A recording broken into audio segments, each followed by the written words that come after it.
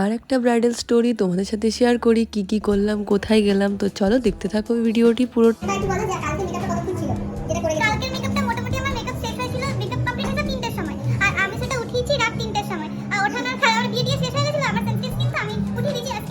দুটো দুদিকের লোকেশনে কাজ করে কেমন কি অভিজ্ঞতা হলো চলো তোমাদের সাথে শেয়ার করি।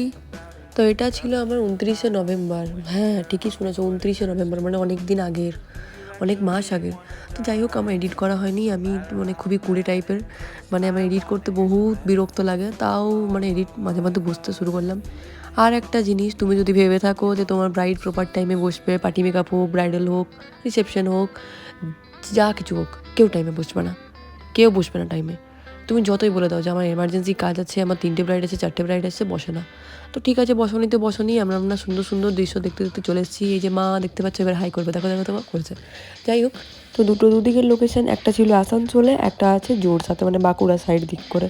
তো এখনো পর্যন্ত আসেনি। এটা কিন্তু পার্টি মেকআপের বুকিং ওর অনেক আগের থেকে বুক করা ছিল। তো আজকে হচ্ছে 29 তারিখ নভেম্বরের, তো এটা হচ্ছে 29 তারিখের লুক। এই দেখো, তো নিশার আগে একটা লুক সবাই দেখেছো। আজকে আইস ডাউন করা একটা, আর ও একদমই চেয়েছে আজকে একদম যাতে হালকার মধ্যে, সফটের মধ্যে একটা লুক হয়। তো আর হেয়ার স্টাইলটা একটু ওয়েস্টার্নের মধ্যে। তো নিশার কাছে যাবো। নিশা, কেমন লাগলো আজকেরটা? খুব সুন্দর লেগেছে, আগের দিনের থেকে এটা আরো ভালো লাগছে। যেমন হেয়ার স্টাইলটা যখন মানিয়েছে ফেসে, ভালো হয়েছে পুরোটা একদম। চলো, তো লুকটি অবশ্যই জানিও কেমন লাগছে। আমি কিন্তু তোমাদের সাথে আমার কিন্তু এই পার্টি মেকআপেরও আমি কিন্তু কটা ছবি কিন্তু শেয়ার করেছি। দেখো, তোমার যতই তাড়াহুড়ো থাকুক, যাই থাকুক, তুমি কিন্তু কটা ছবি অ্যাটলিস্ট তোলো। যারা বিগিনার তাদের উদ্দেশ্যে তো আমি বলবোই, কারণ তুমি যাকে সাজিয়েছো সেখানে তার সে ছাড়া কিন্তু বাকি কেউ জানলো না তুমি ওকে সাজিয়েছো কিনা, বা এটা তোমার কাজ কিনা। তো দেখো, গল্প করতে করতে যথারীতি আমরা চলে এসেছি নেক্সট লোকেশন আসানসোল। এটা কিন্তু 1.5 ঘন্টার থেকেও বেশি টাইম লেগেছে, অনেকটা দূর ছিল। মানে কোথায় এই প্রান্ত আর ও প্রান্ত বুকিং নিয়ে নিচ্ছি দুটো দুদিকে। তো যাই হোক, ওর আমি সব ক্লিপ নিতে পারিনি, যতটুকু নিলাম তোমাদের সাথে শেয়ার করলাম। 29শে নভেম্বরের রিসেপশন ব্রাইড, আবার এলাম রাজলক্ষ্মীর একটা তোমার রিসেপশন লুক নিয়ে। ঠিক আছে, কারণ ওর বিয়েতেও তো করেছিলাম, আর আজকে যাচ্ছে ওর রিসেপশন। তো আগের দিনে কেমন কি মেকআপ ছিল আর আজকের কেমন কি আছে না আছে ও পুরোটাই বলবে, আর ওর ডিমান্ড মতো অনুসারে আমি করেছি। তো চলো, আর ওর লক্ষ্মী শেষে নাম আছে, আর পুরো লক্ষ্মী ঠাকুরের মতনই লাগছে। তো দেখে সবাই জানাবে কেমন কি লাগছে। তো আগে যাবো রাজলক্ষ্মীর কাছে, যে ওর দুদিনের লুক, মানে আগের দিনেরটা কেমন কি ছিল বলো। আগের দিনেরটা তো অসাধারণ ছিল, আগের দিনের লুকটা অসাধারণ ছিল, আমার তো খুব পছন্দ হয়েছে। এবং যারা যারা এসেছিল সকলে ভীষণ নাম করেছে। এমনকি একজনের 3 বছর পর বিয়ে, সে বলেছে তুমি কার কাছে সেজেছো আমি তাকেই বুক করবো। এবং আজকেও দিদি সাজিয়েছে আমাকে। আজকের লুকটাও আমার ভীষণ পছন্দ হয়েছে, শুধু আমার না, আমার শাশুড়ি ননদের সবার খুব পছন্দ হয়েছে। একদম একদম সেই লক্ষ্মী ভাব, ওর শেষের টাইটেলে মানে নামে লক্ষ্মী আছে, সরি। আমি ভেবেছিলাম ওই যেদিন বুকিং করেছে ওকে একটু লক্ষ্মী ঠাকুরের মতন করে সাজাবো। আর আরেকটা জিনিস, ওর ফেসে একটু যেহেতু স্পট ছিল, তো আমি চেষ্টা করছি স্পটের মধ্যে মানে হালকা রেখে তার উপরে টাচ আপ করার। তো ওটা ঠিক লেগেছে? হ্যাঁ একদম একদম, আমি ন্যাচারাল লুকই চেয়েছিলাম, আমি যেরকম ঠিক সেরকমটা, মানে পুরো একদম ওভারঅল চেঞ্জ ওটা। ঠিক আছে, চলো একদম ন্যাচারালের মধ্যে। আজকেও একদম মিষ্টি লাগছে। আর থ্যাংক ইউ আমাকে চুজ করার জন্য। চলো, টাটা করে দাও। তো এই যে হচ্ছে আজকে সবাই দেখে জানাবে, এটা কিন্তু হচ্ছে ব্রাইডের শাশুড়ি মা, ঠিক আছে, মাতাশ্রী। তো মানে দেখে আমি প্রথমে বুঝতে পারিনি, একদম পুরো বোনের বড় দিদি যেরকম হয় সেরকম পুরো লাগছে।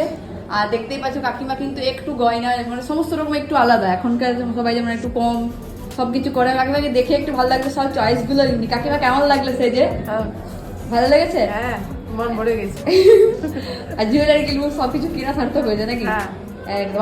কত কম টাইমে তোমাকে রেডি করেছি, খুব তাড়াতাড়ি একদম। চলো, টাটা করে দাও।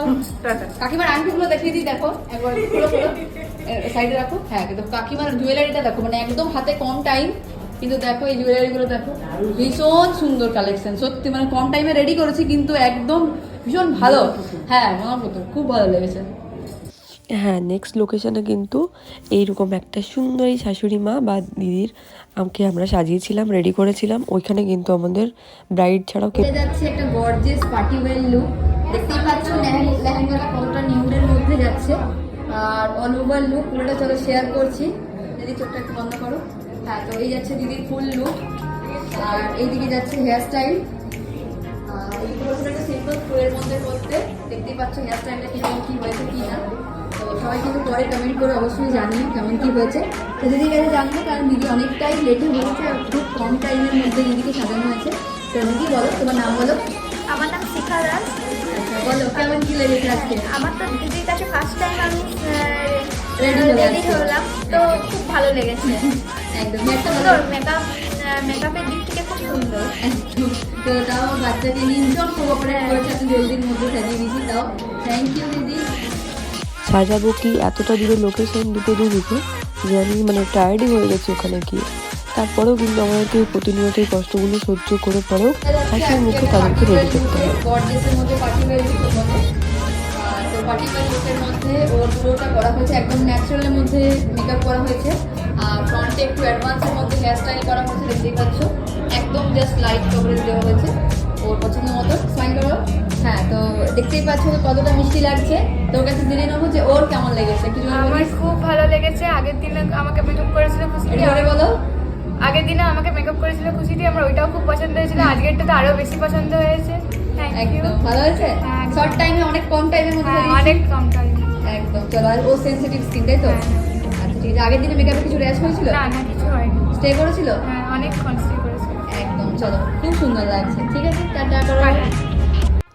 তো দেখো মানে এতটা টায়ার্ড হওয়ার পরও কিন্তু প্রত্যেকটা কাজ একদম নিট অ্যান্ড ক্লিনভাবে করতে হয়।